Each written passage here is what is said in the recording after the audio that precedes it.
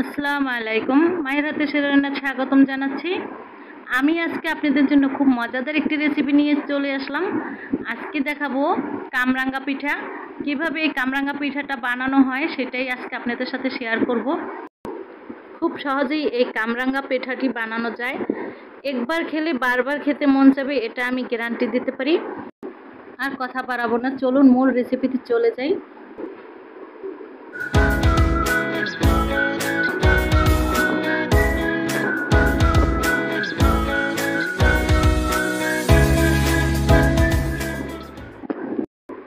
এখানে আমি ময়দা নিয়েছি, 2 কাপের মতো ময়দা নিয়েছি। লবণ দিয়ে দিচ্ছি।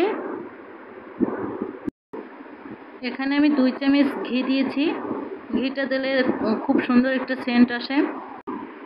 এখানে তেল দিয়েছি প্রায় হাফ কাপ। এখন আমি ভালো করে মিশিয়ে নিচ্ছি। আর এখানে আমি একটি ডিম নিয়েছি। ডিমের কুসুমটা আমি সরিয়ে ফেলবো, সাদা অংশটা শুধু দেব, আর কুসুমটা পরে কাজে লাগবে আমার। এখন সাদা অংশটুকু দিয়ে দিচ্ছি, দিয়ে সুন্দরভাবে মেখে নেব।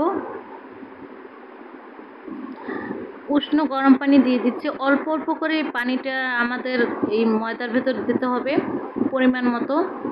একদম জাস্ট অল্প অল্প করে দিয়ে দিয়ে মেখে নিতে হবে। খামিরটি কিন্তু একদম শক্তও না, একদম নরমও না, সেরকমের বানিয়ে নিতে হবে আমাদের। ঠিক এরকমের করে নিতে হবে। 15 মিনিটের জন্য আমি এটা রেস্টে রেখে দিচ্ছি। চলে যাচ্ছি চিনির শিরা বানাতে। এখানে 2 কাপ চিনি আমি দিয়েছি 3 কাপ পানির ভেতরে। চিনির শিরা হতেই আমি 15 মিনিট পর চলে আসলাম খামিরটি নিয়ে। এখন আমি কিছুটা ময়দা ছিটিয়ে মেখে নিচ্ছি আবারও ভালোভাবে।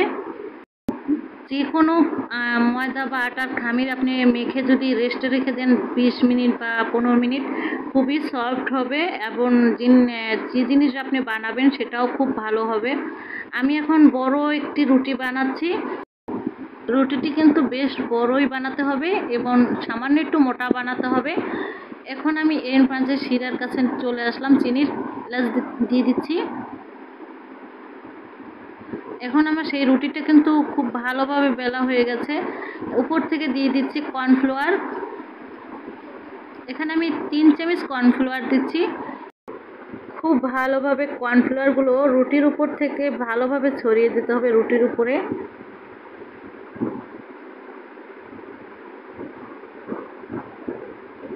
এরকমের মোটা করে আপনি বেলবেন। এই যে এই সাইজ ঠিক আমি দেখিয়ে দিলাম আপনাদের সুবিধার জন্য। এখন আমরা যে বাসায় পরাটা খেতে বানাই সেরকমই জাস্ট একদম পরাটার মতোই আমাদের এই রুটিটা ভাজ দিতে হবে।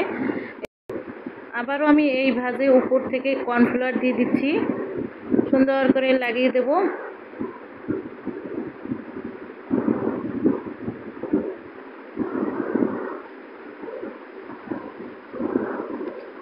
লাগানো হয়েছে। আমি আরেকটি ভাজ দেব, জাস্ট আমাদের রেগুলার যে পরাটা খাই সেরকমেরই ভাজটা।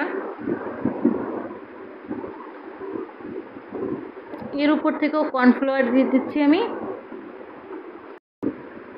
খুব ভালোভাবে কিন্তু লাগিয়ে নিতে হবে। সুপ্রিয় দর্শক, আমার এই রেসিপি যদি আপনাদের ভালো লেগে থাকে অবশ্যই আমার চ্যানেলটিকে একটি সাবস্ক্রাইব করে দেবেন এবং লাইক এবং শেয়ার করে দেবেন। পাশে থাকা বেল বাটনটিকে অবশ্যই ক্লিক করে দেবেন, এতে করে আমার রেসিপি পেতে আপনাদের সুবিধা হবে।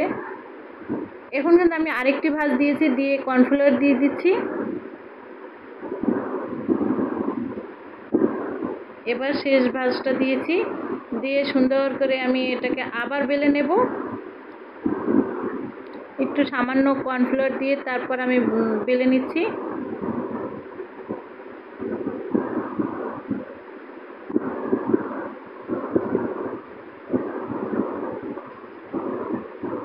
আমার বেলা হয়ে গেছে। জাস্ট আপনি তো দেখতেই পাচ্ছেন যে মোটামুটি বড় সাইজেরই বানানো হয়েছে। গোল গোল করে আমি এখন কেটে নেব। জাস্ট এইরকমের করে গোল করে কেটে নিতে হবে। আপনাদের যদি ছোট সাইজ বা বড় সাইজ করতে ইচ্ছে করে আপনাদের ইচ্ছে মতো জাস্ট ছোট সাইজ করলেই ভালো হয়। আর গোলটাকে আমি সামান্য একটু বেলে লম্বাটে করে দিচ্ছি, কারণ কামরাঙ্গাটা কিন্তু গোল দিয়ে হবে না, ভালো হবে না।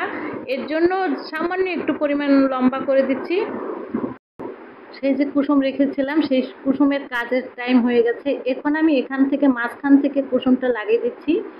জাস্ট একটু আপনার আঙুল দিয়ে চেপে চেপে ওটাকে লাগিয়ে দেবেন।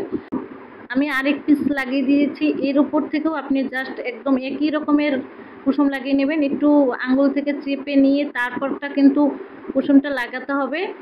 আমি আরেক পিস দিয়ে দিচ্ছি, মোট 3 পিস দিতে হবে।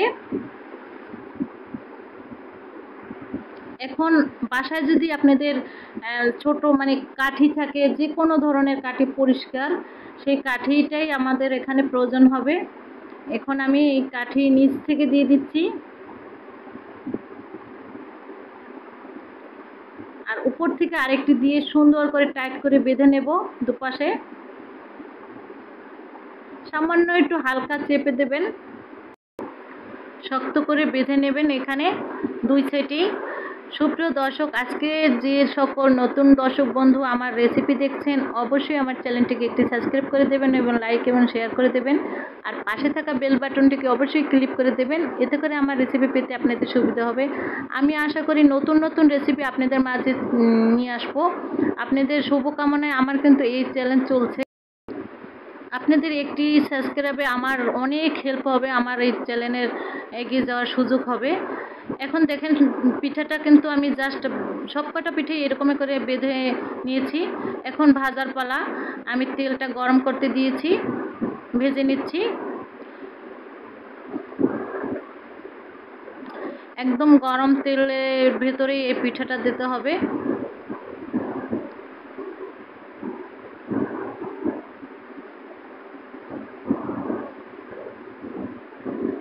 আস্তে আস্তে করে আমি তেল একটু পিঠার গায়ে ছড়িয়ে দিচ্ছি। পিঠাটা দেখতে কিন্তু জাস্ট একদম কামরাঙ্গার মতো দেখতে, যেমন খেতেও খুবই অসাধারণ, অনেক টেস্ট এই পিঠা। আপনারা বাসায় একবার হলেও বানিয়ে খেয়ে দেখবেন যে সত্যি এরকমের এই অসাধারণ পিঠার টেস্টি। কামরাঙ্গা পিঠা দেখতে যেমন খেতেও সেরকমের।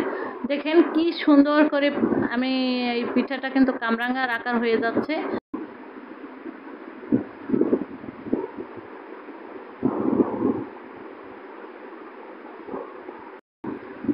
অল্প জালে এটা আমি ভেজে নিচ্ছি। এখন পিঠাটা কিন্তু আমার ভাজা হয়ে গেছে। সবকটা পিঠাই আমি এরকম করে ভেজে নেব।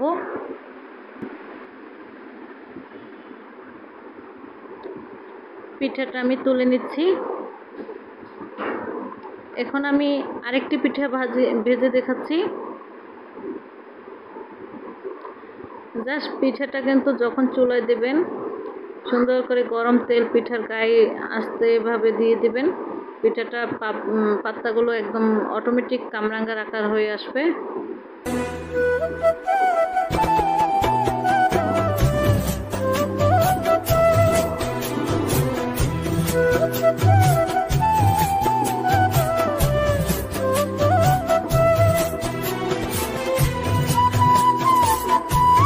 সবকটা পিঠাই ভাজা হয়ে গেছে।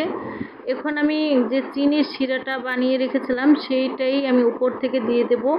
আর যারা মিষ্টি খেতে একেবারেই পছন্দ করেন না, জাস্ট এভাবে খালি খাবেন, খেতে হেভি টেস্ট, খালি খেতে মুচমুচে আর টেস্ট অনেক।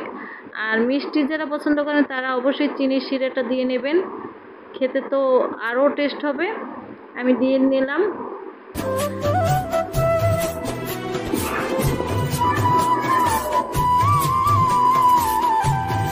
এখন আমি কাঠি আস্তে করে বের করে নিচ্ছি। সবকটা পিঠাই আপনি এরকম করে কাঠিটা টান দিলে রশিটা খুলে এক সাইডের শুধু কাঠিটা আপনি আস্তে করে টান দেবেন, দেখবেন অটোমেটিক বের হয়ে আসছে। এই যে আমি কিন্তু বের করে ফেলেছি। আমি সবকটা কাঠি এরকম করে বের করে ফেলেছি।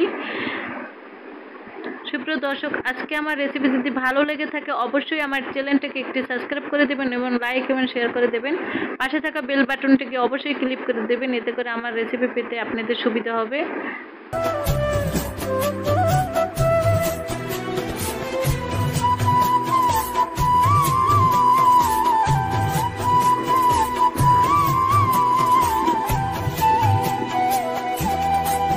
সুপ্রিয় দর্শক, আজকে আপনাদের কাছ থেকে বিদায় জানাতে হবে। নতুন নতুন রেসিপি নিয়ে আপনাদের মাঝে আবার চলে আসব।